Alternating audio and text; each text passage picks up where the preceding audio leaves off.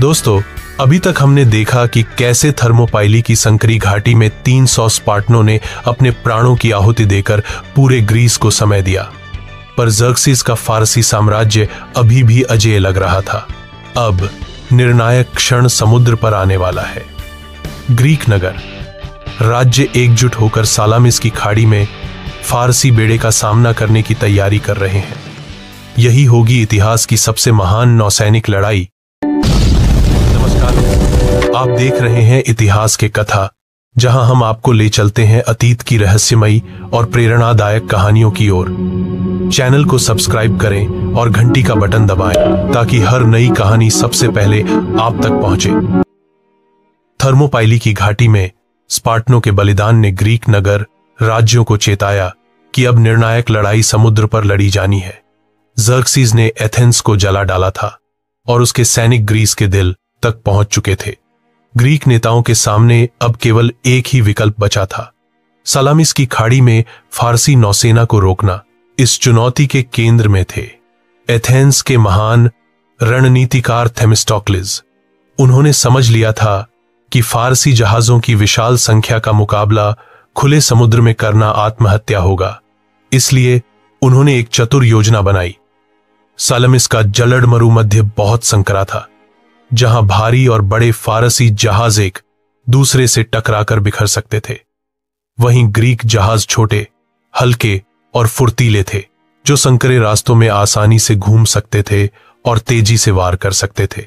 Athens के नागरिकों ने अपने परिवारों को सुरक्षित स्थानों पर भेज दिया और स्वयं पूरी शक्ति से नौसैनिक तैयारी में जुट गए। ग्रीक नगर राज्य, जो अक्सर आपसी मतभेद में उलझे रहते थे, अब एकजुट होकर लड़ने को तैयार थे। समुद्र किनारे योद्धाओं ने अपने देवताओं और मातृभूमि की शपथ खाई, विजय या मृत्यु। दूसरी ओर ज़र्क्सिस को अपने विशाल साम्राज्य और सेनाओं पर घमंड था। उसने दूत भेजकर ग्रीकों को आत्मसमर्पण की चेतावनी दी, लेकिन थेमिस्टोक्लिस ने चालाकी से उसके पास गुप्त संदेश भिजवाया कि ग्रीक सेना भागने वाली है।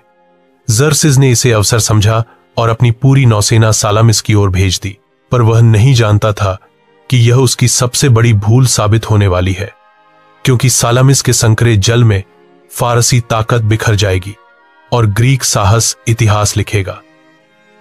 सुबह का समय था। सालामिस की खाड़ी पर समुद्र की लहरें शांत थीं, लेकिन वातावरण में एक गहरी बेचैनी थी। ग्रीक योद्धा अपने जहाजों पर सवार होकर देवताओं का स्मरण कर रहे थे। उनकी संख्या कम थी, लेकिन उनके दिलों में मातृभूमि और स्वतंत्रता की आग जल रही थी। हर सैनिक जानता था कि अगर यह युद्ध हारा तो ग्रीस सदा के लिए फारसी साम्राज्य के अधीन हो जाएगा। उधर ज़र्क्सिस अपने स्वर्णिम सिंहासन पर बैठा पहाड़ी की चोटी से युद्ध देखने आया।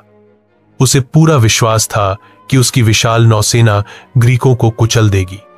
फारसी जहाजों की कतारें समुद्र पर फैल गई, सैकड़ों की संख्या में भारी भरकम युद्धपोत, जिनमें सैनिक, धनुर्धर और घुड़सवार तक सवार थे।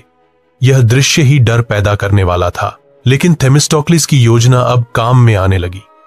जैसे ही फारसी जहाज संकरे जलडमरू मध्य में प्रवेश करने लगे, उनकी पंक्तियां टूटने लगीं। बड़े बड़े जहाज आपस में टकराने लगे और उनका संतुलन बिगड़ गया।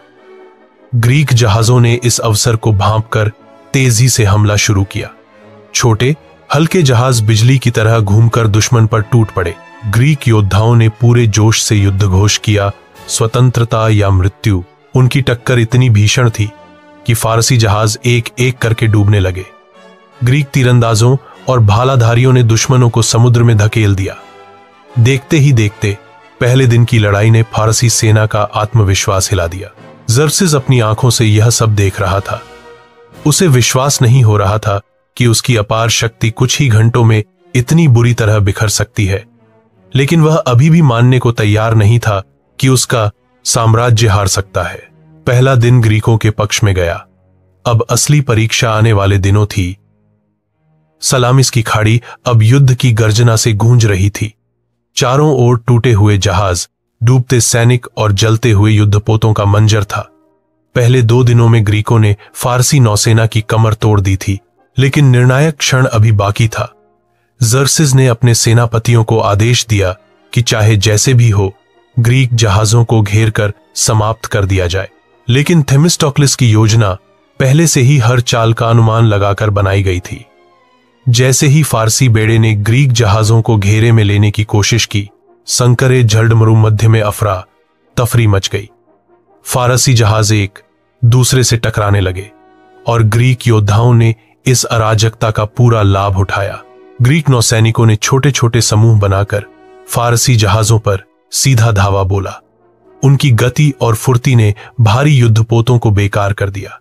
एथेंस के नाविकों ने अपने जहाजों की नोक से फारसी जहाजों को चीर दिया और स्पार्टन योद्धाओं ने उन पर चढ़कर खून खराबे की जंग छेड़ दी। समुद्र की लहरें लाल हो गईं। जर्सिस अपने स्वर्णिम सिंहासन से यह सब देख रहा था और उसकी आंखों में घबराहट साफ झलक रही थी।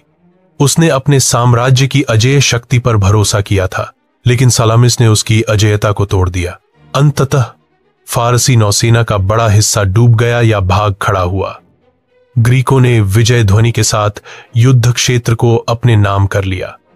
यह केवल एक सैन्य जीत नहीं थी, बल्कि स्वतंत्रता की पुकार थी, जिसने ग्रीस को एकजुट किया और जर्सिस को पीछे हटने पर मजबूर कर दिया। सलामिस का युद्ध साबित कर गया कि साहस, रणनीति और एकता किसी भी विशाल साम्राज्य की ताकत को मात दे सकते हैं। सलामिस की खाड़ी अब शांत हो चुकी थी, लेकिन समुद्र की लहरें अभी भी उस महायुद्ध की गवाही दे रही थीं।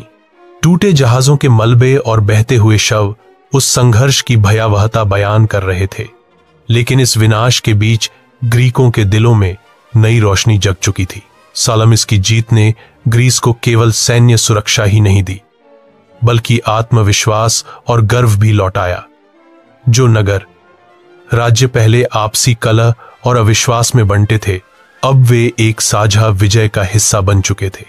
स्पार्टनों का साहस, एथेंस के नाविकों की रणनीति और छोटे नगर राज्यों की एकता ने यह दिखा दिया कि ग्रीस अगर एकजुट हो तो किसी भी साम्राज्य को हरा सकता है।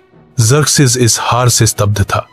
उसने अपने साम्राज्य की अजेयता पर विश्वास किया था, लेकिन सलामिस ने उसके सपनों को तोड़ दिया। भारी नुकसान उठाने के बाद वह स्वयं अपनी सेना का बड़ा हिस्सा लेकर फारस लौट गया और ग्रीस को अधूरा अधीन करने की योजना छोड़ दी। ग्रीकों ने इस जीत को दिव्य आशीर्वाद माना।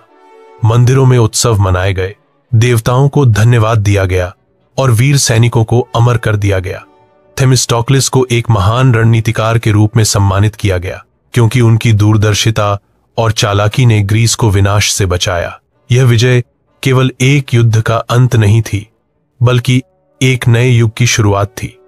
ग्रीक सभ्यता अब आत्मविश्वास से भरकर कला, दर्शन और लोकतंत्र की ओर बढ़ी। सलामिस ने साबित कर दिया कि स्वतंत्रता के लिए लड़ने वाले लोगों को पराजित करना असंभव है। सलामिस की जीत के बाद भी ग्रीस की धरती पूरी तरह सुरक्षित नहीं हुई थी। जर्सिस भले ही फारस लौट गया हो, लेकिन उसने अपनी विशाल सेना का बड़ा हिस्सा जनरल मार्डोनियस के नेतृत्व में ग्रीस में छोड़ दिया था। फारसियों की यह रणनीति थी कि वह भूमि युद्ध में ग्रीक नगर राज्यों को घुटनों पर ला देंगे। गर्मी 479 ईसा पूर्व में ग्रीक नगर राज्य एक बार फिर इकट्ठा हुए। एथेंस, स्पार्टा और कई छोटे राज्यों की संयुक्त सेना ने प्लाटाया के मैदान में डेरा डाला। फारसी सेना संख्या में कहीं अधिक थी, लगभग 2.5 लाख सैनिक, जबकि ग्रीक सेना मुश्किल से 80,000। लेकिन ग्रीकों के पास था साहस, दृढ़ विश्वास और स्पार्टन नेतृत्व। स्पार्टा के कमांडर पौजानियस ने सेना को संगठित किया। युद्ध शुरू हुआ तो फारसी धनुर्धारियों ने तीरों की बारिश कर दी, पर ग्रीक होप्लाइट्स की ढालों और कवच ने उन्हें रोक दिया। जब आमने सामने की भिड़ंत हुई तो स्पार्टनों की अनुशासित फैलेंक्स संरचना ने फारसी पंक्तियों को चीर डाला। ग्रीक योद्धा भालों और तलवारों से दुश्मनों पर टूट पड़े। लड़ाई कई दिनों तक चली। निर्णायक क्षण तब आया जब स्पार्टनों ने सीधा धावा बोलकर मार्डोनियस को मार गिराया।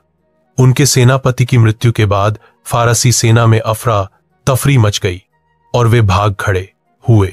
यह ग्रीस की निर्णायक जीत थी। प्लाटाया की जंग ने फारसी आक्रमणों का हमेशा के लिए अंत कर दिया। अब ग्रीक नगर राज्य स्वतंत्र और सुरक्षित थे। यह विजय केवल ग्रीस की रक्षा नहीं थी, बल्कि पश्चिमी सभ्यता की नींव भी बनी। स्पार्टनों और एथेनियनों की इस बलिदानी गाथा ने दुनिया को दिखा दिया कि संख्या नहीं, बल्कि साहस, अनुशासन और एकता ही इतिहास बदलती है। प्लाटाया की महाविजय के तुरंत बाद ग्रीकों ने यह समझ लिया कि केवल जमीनी लड़ाई जीतना पर्याप्त नहीं है। फारसी साम्राज्य के पास अब भी विशाल नौसेना थी, और जब तक उसे समाप्त न किया जाए, ग्रीस पर आक्रमण का खतरा बना रहेगा। इसी सोच के साथ ग्रीक नौसैनिक सेनाएं माइकेल के तट पर पहुंची। यहां फारसी बेड़े ने अपने जहाजों को किनारे खींचकर किलेबंदी कर रखी थी। उन्हें उम्मीद थी कि भूमि और समुद्र दोनों से ग्रीकों को रोका जा सकेगा, लेकिन ग्रीकों के आत्मविश्वास और दृढ़ संकल्प को अब कोई दीवार नहीं रोक सकती थी। थेमिस्टोक्लिस की पूर्व रणनीतियों से सीख लेकर ग्रीक सेनापतियों ने दोहरा हमला करने का निर्णय लिया।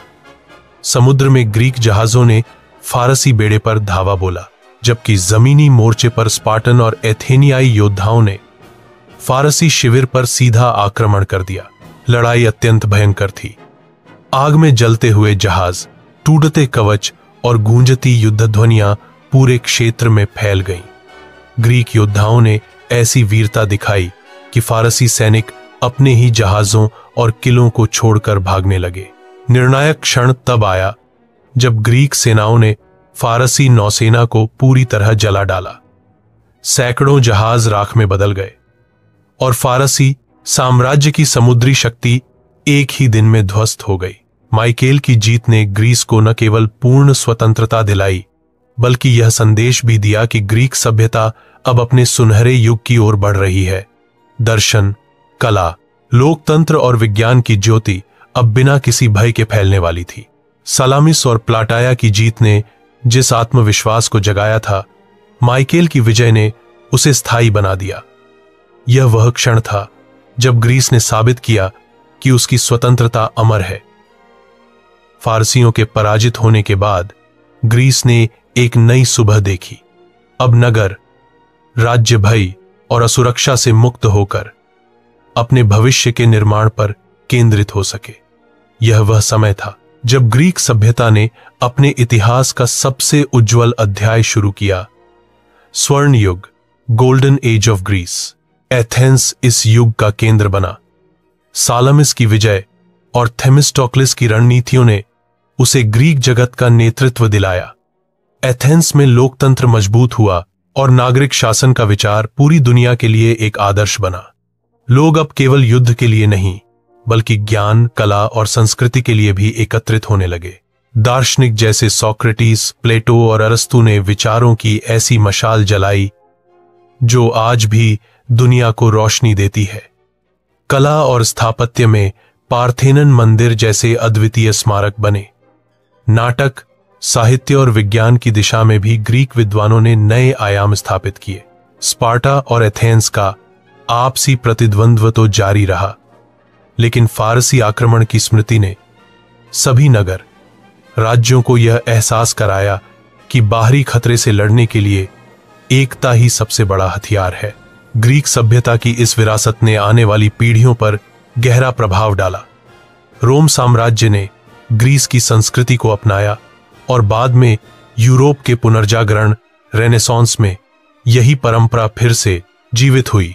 इस प्रकार थर्मोपाइले के बलिदान, सलामिस की रणनीति, प्लातेया की बहादुरी और माइकेल की निर्णायक जीत, इन सब ने मिलकर ग्रीस को न केवल स्वतंत्रता दिलाई, बल्कि एक ऐसी सभ्यता गढ़ी जिसने पूरी दुनिया के इतिहास की धारा बदल दी। ग्रीक इतिहास हमें यह सिखाता है कि जब लोग स्वतंत्रता और न्याय के लिए एकजुट होते हैं तो कोई भी साम्राज्य उन्हें झुका नहीं सकता। ग्रीस और फारस के बीच हुए ये युद्ध केवल दो साम्राज्यों की टकराहट नहीं थे, बल्कि यह सभ्यता और स्वतंत्रता की लड़ाई भी थी। अगर फारस इन युद्धों में विजयी हो जाता तो शायद ग्रीस की लोकतांत्रिक परंपरा, कला, दर्शन और विज्ञान कभी जन्म ही न लेते। पूरी दुनिया की दिशा बदल जाती। थर्मोपिले ने दिखाया कि बलिदान और साहस से छोटी सेनाएं भी दुनिया की सबसे बड़ी ताकतों को चुनौती दे सकती हैं। सालामिस ने यह साबित किया कि रणनीति और बुद्धिमानी संख्याबल से कहीं ज्यादा प्रभावशाली हो सकती है। प्लाताइया और माइकेल की जीत ने दिखाया कि एकता और अनुशासन से स्थायी स्वतंत्रता हासिल होती है। आज के समय में भी यह गाथा उतनी ही प्रासंगिक है। थर्मोपिले हमें सिखाता है कि कभी कभी हार भी आने वाले बड़े विजय का मार्ग खोलती है। सालामिस याद दिलाता है कि जब परिस्थिति असंभव लगे तब भी सही योजना और साहस से चमत्कार किया जा सकता है। प्लाताइया और माइकेल का संदेश है कि जब समाज एकजुट होकर अन्याय का सामना करता है तो कोई भी शक्ति उसे पराजित नहीं कर सकती। ग्रीक फारसी युद्धों की सबसे बड़ी ऐतिहासिक महत्ता यही है कि इसने पश्चिमी सभ्यता को आकार दिया।